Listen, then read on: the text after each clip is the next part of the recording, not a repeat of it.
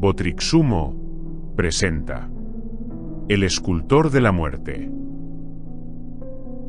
Una ciudad vibrante y rica en historias se alzaba como un faro cultural.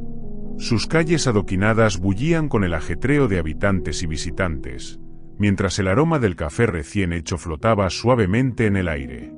La arquitectura era impresionante. Majestuosos edificios revestidos de mármol blanco resplandecían bajo la luz del sol, destacando la grandeza de su diseño. Las plazas abiertas invitaban a la contemplación, rodeadas de estructuras antiguas que parecían murmurar historias de siglos pasados. En el corazón de la urbe, una monumental torre dominaba el paisaje urbano. Puentes cubiertos de coloridos puestos cruzaban ríos serenos, mientras imponentes palacios evocaban tiempos de poder y esplendor. En las calles y talleres cercanos, escultores de todo tipo trabajaban incansablemente, moldeando piedra, madera y bronce para dar vida a obras maestras que se vendían en toda la región e incluso llegaban a territorios vecinos. Estos artistas, reconocidos por su destreza y creatividad, recibían encargos de clientes locales y foráneos, quienes valoraban profundamente sus habilidades, aunque algunos de esos territorios no siempre mantuvieran relaciones amistosas con la ciudad. A pesar de las tensiones políticas o culturales, nadie podía negar el talento de estos artesanos cuyas esculturas trascendían fronteras y se convertían en símbolo de excelencia. En este entorno nació Greg, un hombre que, ya entrado en edad, seguía siendo admirado por su genio artístico y su legado inigualable. Su historia estuvo marcada por el abandono desde sus primeros días. Su madre, víctima de las invasiones temporales que alguna vez asolaron la ciudad, fue abusada por uno de los soldados extranjeros que intentaron doblegar a esta cultura profundamente arraigada. Aunque la ciudad logró repeler a los invasores gracias a su identidad cultural inquebrantable, las cicatrices de aquel conflicto permanecieron latentes en muchos habitantes.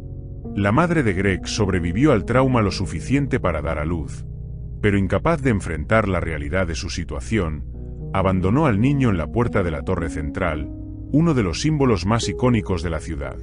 Allí, un director de escuela y su esposa lo encontraron y decidieron adoptarlo. Greg fue criado bajo una educación ortodoxa y rigurosa, donde el orden y la disciplina eran principios fundamentales. A pesar de la severidad de su crianza, desarrolló un talento excepcional para el arte, especialmente para la escultura.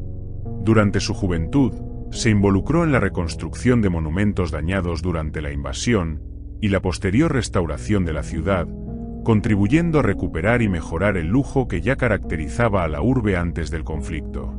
Fue en esta etapa que encontró inspiración y guía en tres maestros escultores, quienes reconocieron su potencial y lo ayudaron a perfeccionar su técnica. Estos mentores no solo le enseñaron los secretos del oficio, sino que también se convirtieron en figuras de admiración y respeto para Greg. Cada vez que recibía un reconocimiento público, él dedicaba parte de su discurso a recordarlos con profundo aprecio, mencionando cómo sus enseñanzas habían moldeado su camino. Con el tiempo, Greg se especializó en la creación de tumbas y bóvedas esculpidas, una práctica profundamente arraigada en la tradición local de honrar a los muertos con obras lujosamente artísticas.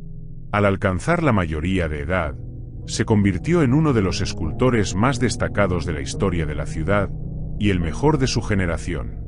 Gran parte de su trabajo fue financiado por miembros de la realeza, quienes buscaban eternizar su legado mediante sus habilidosas manos. Sin embargo, Greg sentía una profunda incomodidad al trabajar para personas a quienes no conocía ni respetaba. Aunque admiraba la riqueza que le proporcionaban estas comisiones, pues ésta aumentaba paralelamente a su aprendizaje artístico, había algo entre él y sus mecenas, que nunca le permitió sentirse plenamente satisfecho. Era como si, tras cada golpe de cincel, sintiera que estaba sacrificando una parte de su alma, en favor de intereses que no compartía.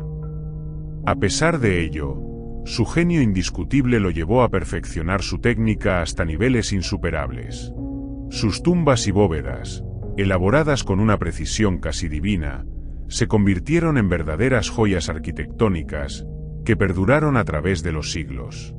Greg no solo dejó un legado artístico incomparable, sino que también contribuyó a preservar la memoria de la ciudad, transformando su propio dolor y origen desafortunado en obras que celebraban la vida, la muerte y la resistencia de una cultura que nunca se dejó inclinar ante el invasor.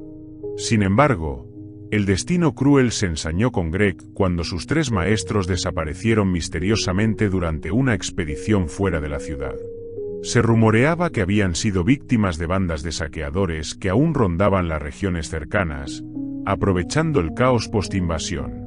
La pérdida de estas figuras tan queridas dejó una herida profunda en Greg, sumándose al trauma de su infancia y reforzando su percepción de un mundo injusto y frágil.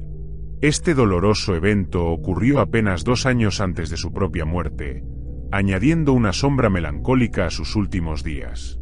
A pesar de su avanzada edad, continuó creando hasta el final, canalizando su pena en su arte y llevando consigo el legado de sus maestros en cada golpe de cincel. Luego de la desaparición de los 3 maestros, Greg se recluyó en su vivienda. Ya no se supo más nada de él, aunque seguía recibiendo materiales y herramientas de trabajo en su casa. Llamaba la atención que no trabajaba bajo encargos, como si estuviese produciendo únicamente para sí mismo, lo cual despertó la curiosidad de uno de sus seguidores fanáticos.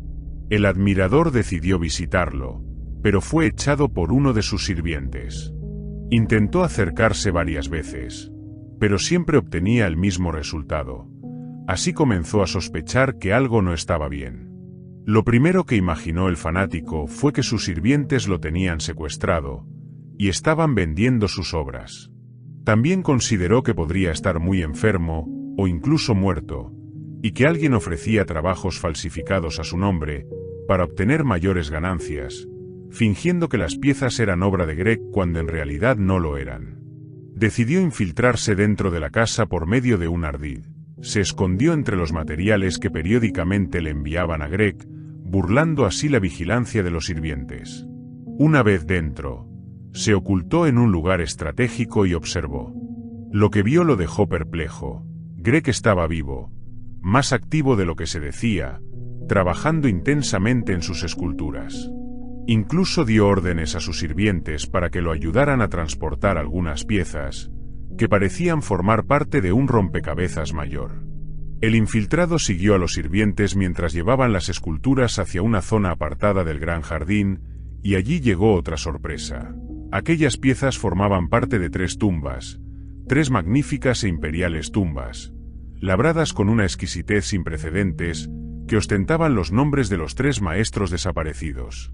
Salió entonces de su escondite y se enfrentó directamente a Greg, exigiéndole explicaciones sobre cómo era posible que tuvieran su propiedad las tumbas de los maestros dados por desaparecidos. Frente a esa acusación, Greg confesó que había matado a los 3 maestros. Pero Greg no los odiaba. Simplemente creía que por fin, su arte eternizaría a quienes realmente admiraba.